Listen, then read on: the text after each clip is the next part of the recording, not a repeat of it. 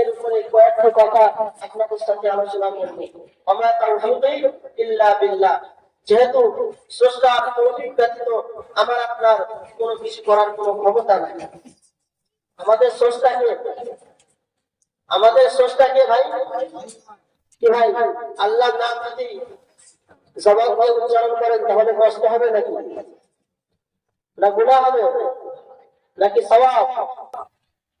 তাহলে বলেন আমাদের স্রষ্টাকে আল্লাহ হচ্ছেন আমাদের স্রষ্টা। আমাদের স্রষ্টা হচ্ছেন আল্লাহ পাক রব্বুল আলামিন। আমি আপনি যাই করি না কেন আমার আপনার প্রত্যেকটা কাজে আমাদের স্রষ্টা, মহান স্রষ্টা আল্লাহ পাক রব্বুল আলামিনের তৌফিক, আল্লাহ পাক রব্বুল আলামিনের সহযোগিতা, আল্লাহ পাক রব্বুল আলামিনের সাহায্য একান্তই দরকার।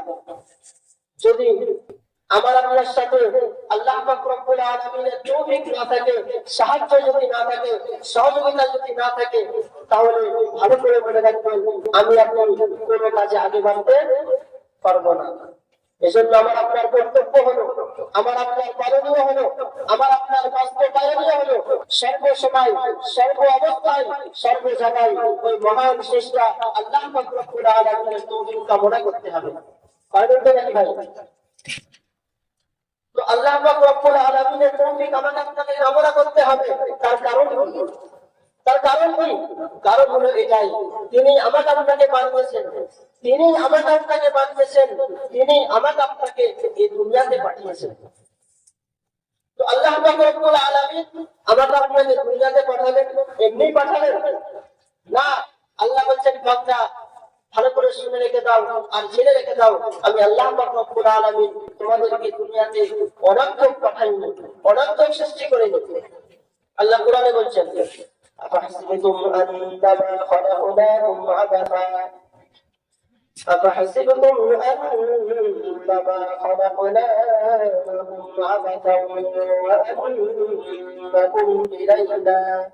وأنكم إلينا لا ترجعون। আল্লাহ পাক রব্বুল আলামিন বলেন, হে বান্দা তোমরা কি মনে করেছো আমি আল্লাহ তাআলা কি তোমাদেরকে অনন্তক সৃষ্টি করেছি নাকি? আল্লাহ তাআলা বলেন বান্দা তোমরা যদি এই ধারণা করো যে আমি আল্লাহ পাক রব্বুল আলামিন তোমাদেরকে অনন্তক সৃষ্টি করেছি, বেকার সৃষ্টি করেছি, আল্লাহ বলেন তোমরা যদি এই ধারণা করো তাহলে তোমাদের এই ধারণা তাহলে সম্পূর্ণ না। আল্লাহ বলেন বান্দা আমি আল্লাহ পাক রব্বুল আলামিন তোমাদেরকে অনন্তক সৃষ্টি করি নাই, বেকার সৃষ্টি করি নাই। তার কারণ হলো ওয়ান্নাকুম ইলাইনা লা তুরজাউন। আল্লাহ পাক রব্বুল আলামিন বলেন বান্দা তোমরা যে যেখানে থাকো না কেন তোমাদেরকে একদিন না একদিন আমি আল্লাহ তাআলার দরবারে প্রত্যাবর্তন করতে হবে। তোমাদেরকে একদিন না একদিন আমি আল্লাহ তাআলার দরবারে হাজিরা দিতে হবেই হবে। তো আল্লাহ পাক বলছেন বান্দা তোমরা যদি এই ধারণা করো যে আল্লাহ তাআলা তোমাদেরকে বেকার সৃষ্টি করেছেন, অনন্তক সৃষ্টি করেছেন, তাহলে তোমাদের এই ধারণাটা হলো সম্পূর্ণ না, অসম্পূর্ণ। বরং তোমাদের এই ধারণা ভুল। কেন? আল্লাহ বলছেন বান্দা আমি আল্লাহ তাআলা তোমাদেরকে অনন্তক সৃষ্টি করি নাই, তাহলে আল্লাহ পাক রব্বুল আলামিন আমাকে আপনাকে কেন সৃষ্টি করলেন? আল্লাহ পাক রব্বুল আলামিন আমাকে আপনাকে কেন সৃষ্টি করলেন? আল্লাহ বলেন বান্দা ওয়ামা খালাকাতুল জিন্না ওয়াল ইনসা ইল্লা লিয়াবুদুন। আল্লাহ পাক রব্বুল আলামিন বলেন বান্দা আমি আল্লাহ তাআলা তোমাদেরকে এমনি সৃষ্টি করি নাই, আমি আল্লাহ তাআলা তোমাদেরকে অনন্তক সৃষ্টি করি নাই। আল্লাহ বলেন বান্দা আমি আল্লাহ তাআলা তোমাদেরকে সৃষ্টি করেছি আমি আল্লাহ তাআলার ইবাদত করার জন্য। কার ইবাদত? আল্লাহর ইবাদত। আল্লাহ বলেন বান্দা আমি মানব জাতি সৃষ্টি করেছি তার একমাত্র কারণ হলো এই মানব জাতি আমি আল্লাহ তাআলার ইবাদত করবে। কার ইবাদত? তো ভাই আমাদের আপনাকে আল্লাহ তাআলার ইবাদত করতে হবে। কার ইবাদত করতে হবে? আল্লাহ পাক রব্বুল আলামিনের ইবাদত করতে হবে। যেহেতু আল্লাহ পাক রব্বুল আলামিন আমাদের আপনাকে এই দুনিয়াতে পাঠিয়েছেন, আমরা কোন নিজের থেকে আসি নাই, এই দুনিয়াতে আপনাকে নিজের থেকে আসে নাই, বরং আমাকে আপনাকে আল্লাহ পাক রব্বুল আলামিন পাঠিয়েছেন। আর ভালো করে মনে রাখবেন, কেউ যদি কাউকে কোথাও পাঠায়, কোনো না কোনো কারণ বশত পাঠায়, কথা বলেন ঠিক না ঠিক? কেউ যদি কাউকে কোথাও পাঠায়, কোনো না কোনো কারণ বশত পাঠায়, বিনা কারণে পাঠায়। তো ঠিক অনুরূপ ভাবে আল্লাহ পাক রব্বুল আলামিন আমাকে আপনাকে এই দুনিয়া নামক জায়গাতে পাঠিয়েছেন কিসের জন্য? তার ইবাদত করার জন্য। তোমাকে আপনাকে আল্লাহ পাক রব্বুল আলামিনের ইবাদত করতে হবে। যেহেতু তিনি হলেন আমার আপনার স্রষ্টা, তিনি হলেন আমার আপনার রব, তিনি হলেন আমার আপনার সব। আল্লাহ পাক রব্বুল আলামিন আমাদের আপনাকে অসংখ্য অসংখ্য নিয়ামত দিয়েছেন, অসংখ্য অসংখ্য অবদান দিয়েছেন। আল্লাহ পাক রব্বুল আলামিন কোরআনে বলেন ওয়াজআলনা সিরাজাও ওয়াহাজা। আল্লাহ বলেন বান্দা, আমি আল্লাহ তোমাদের জন্য সূর্য তৈরি করেছি। কি তৈরি করেছেন? সূর্য।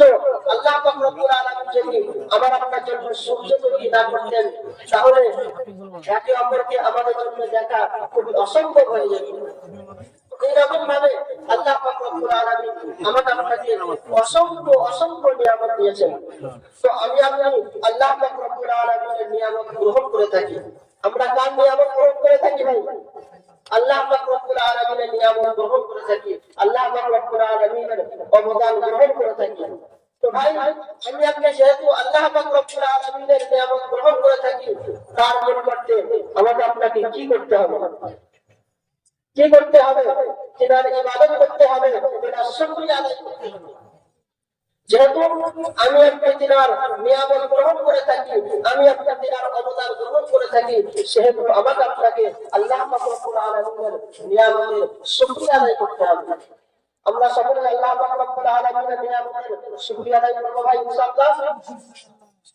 যদি তো এটা শুকরিয়া আদায় করার কথা বলা হলো, যদি কেউ যদি শুকরিয়া আদায় করে তাহলে কি লাভ? আর যদি শুকরিয়া আদায় করা না হয়, বরং অস্বীকার করা হয়, তাহলে কি ক্ষতি? স্বয়ং আল্লাহ যে কোরআনে বলছেন, আল্লাহ বলছেন লাইন শাকারতুম লাযিদান্নাকুম ওয়া লাইন কাফারতুম ইন্না আযাবি লাশাদীদ। আল্লাহ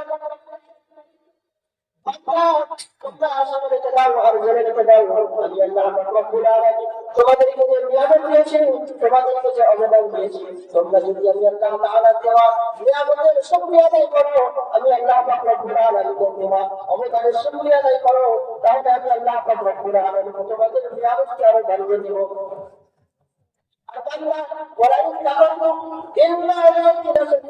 আল্লাহ পাক বলেন বান্দা, তোমরা যদি অস্বীকার করো, যদি কুফরি করো, যদি আমি আল্লাহ তাআলার নিয়ামতকে অস্বীকার করো, কুফরি করো, আর যদি আমি আল্লাহর নিয়ামতে যদি শুকরিয়া আদায় না করো, আল্লাহ পাক বলেন বান্দা শুনে রেখে দাও আর জেনে রেখে দাও, আমি আল্লাহ পাক রব্বুল আলামিন তোমাদের নিয়ামতকে কমিয়ে দেব। আল্লাহ বলেন বান্দা, আমি আল্লাহ পাক রব্বুল আলামিন তোমাদের নিয়ামতকে শুধু কমিয়ে দেব, শুধু তাই নাই, আল্লাহ বলেন বান্দা তার সাথে সাথে আমি আল্লাহ তাআলা তোমাদেরকে কঠিন আযাবের মধ্যে গ্রেফতার করব। যদি আল্লাহর নিয়ামতকে অস্বীকার করা হয়, আল্লাহ কি করবেন?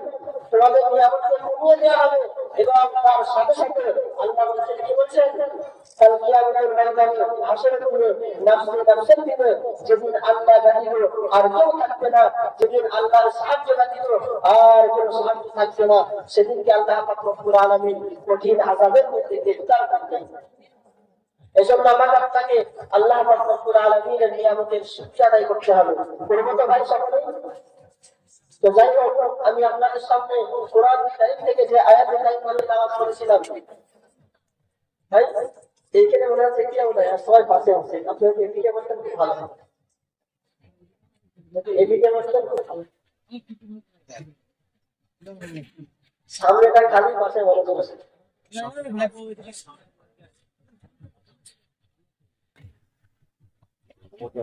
যাই হোক, আমি আপনাদের সামনে কোরআনের কারিম থেকে যে আয়াতের কারিমা তেলাওয়াত করেছিলাম, ওই আয়াতের মধ্যে আল্লাহ তাআলা কি আদেশ করেছেন? কটা আদেশ মুখস্থ করেন? কটা আদেশ? দুটো আদেশ। আর বান্দা যদি আল্লাহ তাআলা দেওয়া এই দুইটি আদেশ পালন করে, আল্লাহ পাক রব্বুল আলামিন তার পরিবর্তে বান্দাকে দুইটি পুরস্কারে পুরস্কৃত করেন। আদেশ কটা ভাই? দুটো। আর এই দুটো আদেশ পালন করলে পুরস্কার কটায়? দুটো।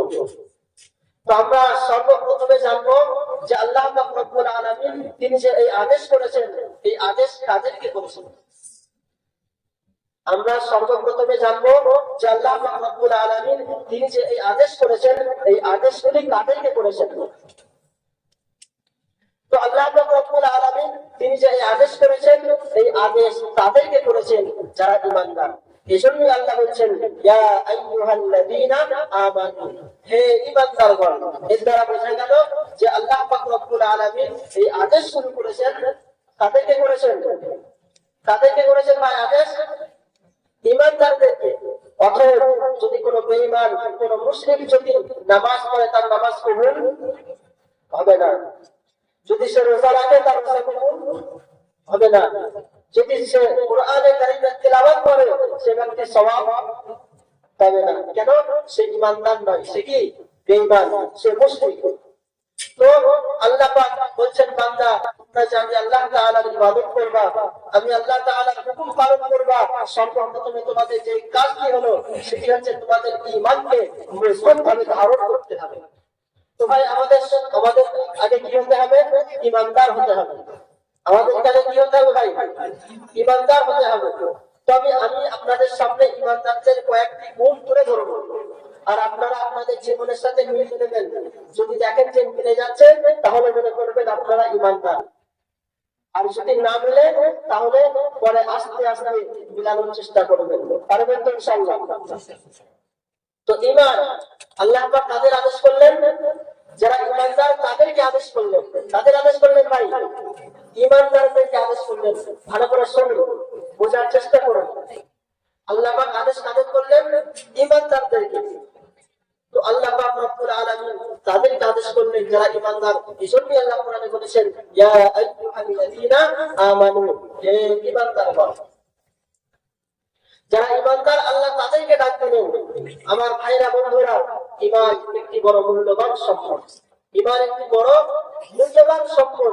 আল্লাহ কোরআনে বলছেন ইন্নাল্লাযীনা আমানু ওয়া আমিলুস সালিহাত কানাত লাহুম জান্নাতুল ফিরদাউসি নুজুলা।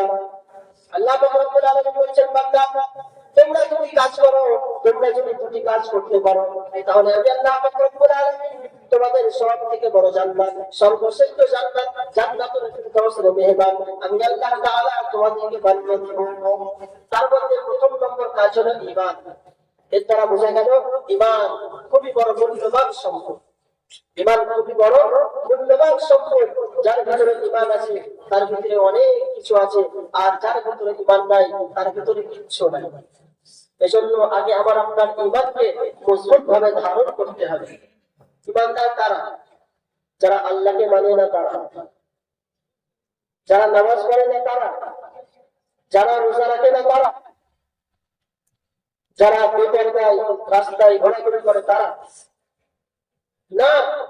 ঈমানদার তারাই যারা নামাজ পড়ে, ঈমানদার তারাই যারা নামাজ পড়ে, ঈমানদার তারাই যারা রোজা রাখে, ঈমানদার তারাই যারা রাস্তাঘাটে পর্দার সাথে চলাফেরা করে।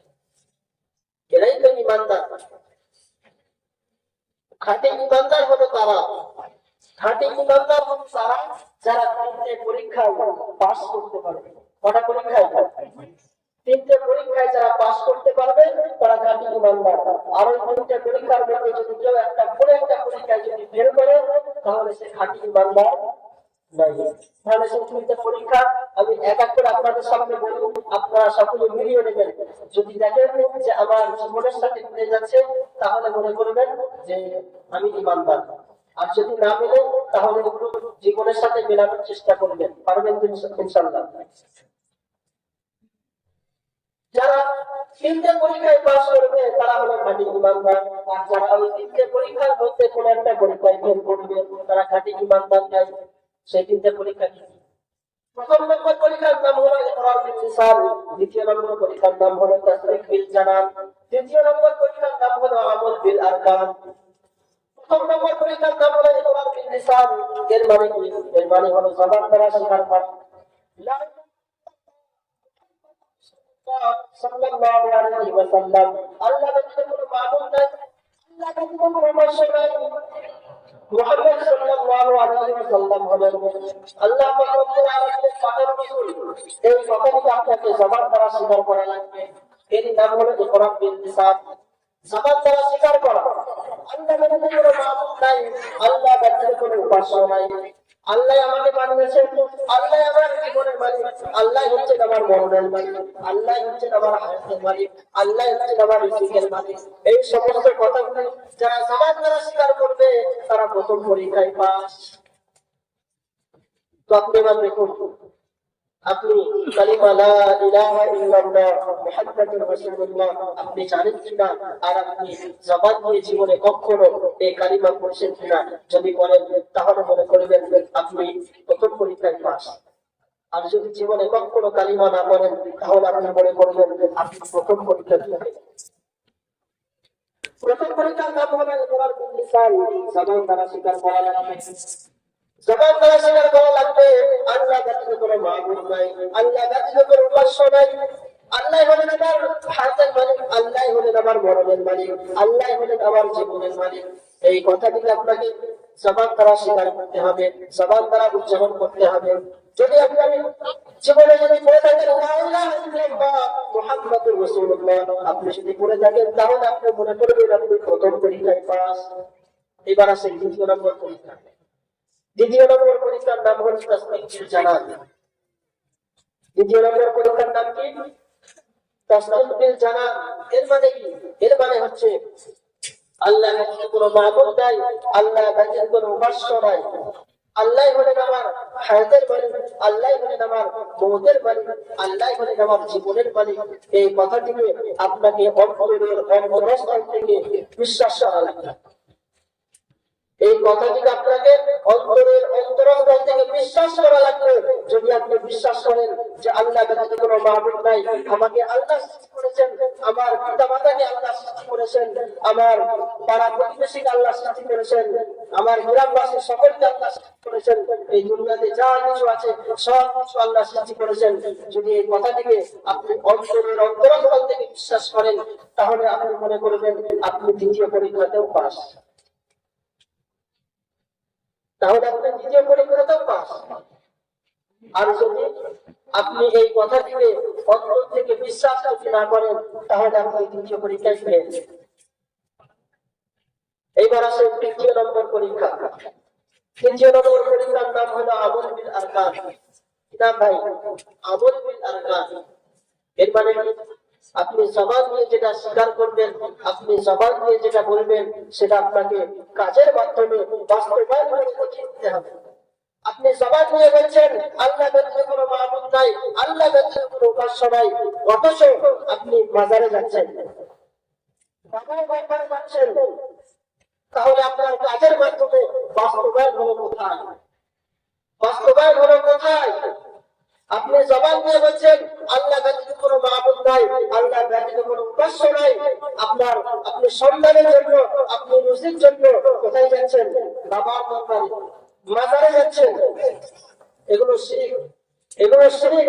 আল্লাহ পাক রব্বুল আলামিন এই রকম গুনাহকে কখনো মাফ করবেন না। আল্লাহ কোরআনে বলেছেন إن الله لا يغفر أن يشرك به ويغفر ما دون ذلك لمن يشاء ومن يشرك بالله فقد افترى إثما عظيما ومن يشرك بالله فقد ضل ضلالا بعيدا ومن يشرك بالله فقد حرم الله عليه الجنة আল্লাহ রাব্বুল আলামিন বলেন যারা শিরকের গুনাহ করবে আমি আল্লাহ তাআলা তাদেরকে কখনো ক্ষমা করব না। যারা শিরকের গুনাহ করবে আল্লাহ রাব্বুল আলামিন তাদেরকে কখনো ক্ষমা করবেন না। এজন্য শিরকের মৃত্যু পরিমাণও আল্লাহ পছন্দ করেন না। আল্লাহ কোরআনে বলেছেন উলাইকা আল্লাযীনা কাফারু বিআয়াতি রাব্বিহিম ওয়া লিকাইহি ফাহাবিতাত আ'মালুহুম ফালা নুকিমু লাহুম ইয়াওমাল কিয়ামাতি ওয়াজনা। আল্লাহ বলেন যদি বান্দা শিরকের আমল নিয়ে আমি আল্লাহ পাক রব্বুল আলামিনের দরবারে আসে, আমি আল্লাহ পাক রব্বুল আলামিন কাল কিয়ামতের ময়দানে ওই বান্দার আমল ওজনে করব। দাঁড়িপাল্লায় যে ওজন হবে আমলের যদি কোনো বান্দা শিরক করে আল্লাহ পাক রব্বুল আলামিন ওই বান্দার আমল কাল কিয়ামতের ময়দানে তার পাল্লাতে ওজন হবে না। এইজন্য শিরকের গুনাহ করা যাবে না। শিরক হচ্ছে সব থেকে বড় জুলুম। ইন্না শিরকা লা যুলমুন আযীম। আল্লাহ বলেন নিশ্চয় শিরক হচ্ছে সব থেকে বড় জুলুম। জুলুম আবার তার থেকে বলছেন আযীম, তার মানে কি সব থেকে বড় জুলুম। এজন্য শিরকের গুনাহ করা যাবে না। আপনার সন্তানের দরকার কার কাছে চাইবেন? আল্লাহর কাছে। আল্লাহ কোরআনে বলেন লিল্লাহি মুলকুস সামাওয়াতি ওয়াল আরদ ইয়াখলুকু মা ইয়াশাউ ইয়াহাবু লিমান ইয়াশাউ ইনাথা ওয়া ইয়াহাবু লিমান ইয়াশাউ أو يزوجهم ذكرانا وإناثا ويجعل من